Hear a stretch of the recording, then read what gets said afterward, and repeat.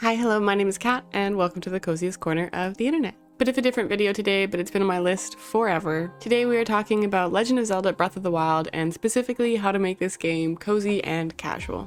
I've played a lot of Breath of the Wild over on my Twitch channel, and it's probably my most played game on Switch. I have been a Zelda fan since the Ocarina days, but when I picked up Breath of the Wild, I was super overwhelmed and very intimidated. If you haven't played any other Zelda games before, they're typically more like puzzle and dungeon oriented, and even though there is still combat, it did really stress me out how much more combat there was in Breath of the Wild. When you first start Breath of the Wild up, you are absolutely thrown into the deep end, from huge robot guardians shooting lasers at you to absolutely zero direction on where to go and what to do next. This game is definitely a lot when you first boot it up into the Great Plateau. So after years of playing this game and getting 100% and finishing the DLC, I wanted to share some of my tips and tricks on how to make this game more suited for casual or cozy gamers. Before we get to the list, I want to make it very clear that this video is not for people who are already really deep into the game or really into Legend of Zelda. If you have 100+ hours on this game, maybe just skip this video today and come back for the next one. But if you're like me and you first started up Breath of the Wild, you were so overwhelmed that you put it back down and never played it again, I really encourage you to watch this video and hopefully you can give it a second chance just like I have and really enjoy the game. Anyways, without further ado, let's get to the tips. This first one might seem obvious, but I can't stress it enough: avoid the enemies at all costs. When you're first dropped into the Great Plateau, it might be confusing and it might feel like you have to kill all the enemies rushing at you. But even though you don't have a lot of stamina at this point, running is your friend in this game. The true key to making this game casual is knowing when to pick your battles. The game doesn't punish you for avoiding enemies. There's no EXP system. It does, however, reward you for exploring. For example, in finding chests and secret little holes that house great weapons, or collecting all the Koroks to expand your inventory. Especially at the beginning of this game, really prioritize exploring over fighting the enemies. I promise you, it's just not worth the stress. This next one is one that I always recommend to people who are looking to have a more casual experience with Breath of the Wild, but it's grind shrines first. This next bit is a bit of a spoiler, so skip to the next chapter if you don't want to hear it. But when you get shrines, you get a token that helps you to upgrade your health and stamina. When you get 13 hearts, you unlock a very special weapon that makes the enemies in the game a lot easier to fight and generally makes the game a bit more casual. The Master Sword has extra power against Calamity, meaning it will greatly help in your fights against the bosses and mini-bosses in the game. If you're worried about these fights, I highly recommend getting to 13 hearts and getting the sword before you take on any of the divine beasts. Just trust me here. Also, just generally, I find the shrines one of the best parts of this game. They are essentially each their own little dungeons and puzzles to solve, and they're just really fun and casual. There are 120 to play through, so it's definitely worth the time to get as much out of this game as possible. If you want to avoid the intense ones, just avoid all the tests of strength till you have better weapons later in the game. Once you finish the Great Plateau intro to the game, you'll be faced with your big decision: where next to go. The game kind of pushes you towards Zoro's domain after you've done some of the story in Kakariko Village, but I personally think, especially if you're aiming to make this game more casual, the first area you should tackle after talking to Impa is Rito Village. On the way to the other end of the map, as my earlier tip, you can grind shrines to get more hearts and prepare for your first divine beast. Another spoiler, heads up, but the reward for beating the divine beast in Rito Village is the ability to launch yourself in the air. This makes exploring the world a million times easier and more fun. Want to see the view from that mountain peak? Access that hidden area behind a ledge? Travel without the fear of rain ruining your day? Revali's Gale will save the day. So if you're confused on where to start, I really suggest this path for the divine beasts, as it will really make the game just more enjoyable.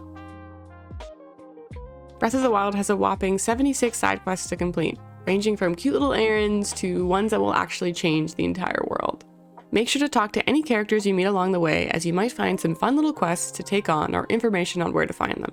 There's one side quest in particular called Hylian Homeowner that you should really seek out. Just find a man named Bolson in Hatino Village by an abandoned house. I promise you won't regret it. It's my favorite quest in the whole game, and I hope they expand on the idea more in the sequel. After you talk to Impa for the first time, she'll give you a mission to find all of the hidden memories across Hyrule. Essentially, you have to go around and find the landscapes depicted in the photos she gives you. It's a really casual side quest, and you get some beautiful cutscenes of Zelda in return. The game itself doesn't have a lot of story in the main quest, so seeking out these extra pieces really bring life to the game. Also, if you like exploring, the side quest will have you adventuring across Hyrule and seeing all the areas you might not otherwise. Be warned though, some memories are in monster-heavy areas, so you might want to leave those until you've leveled up your health a bit. Speaking of leveling up your health, there's a really quick way to do this early in the game.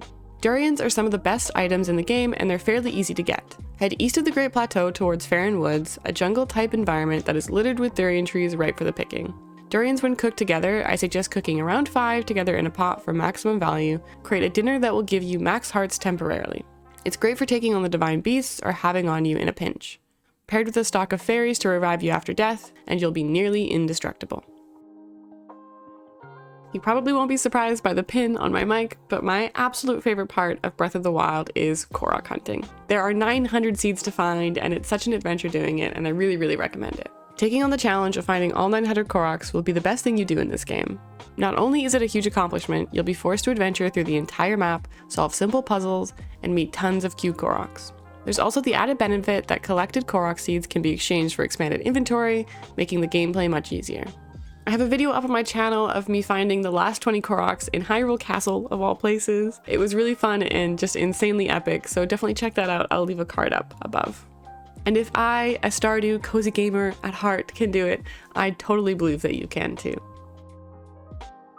You absolutely do not have to get the DLC to enjoy this game, but I'd really recommend playing the DLC Champions Ballad before you finish the main story if you already have it.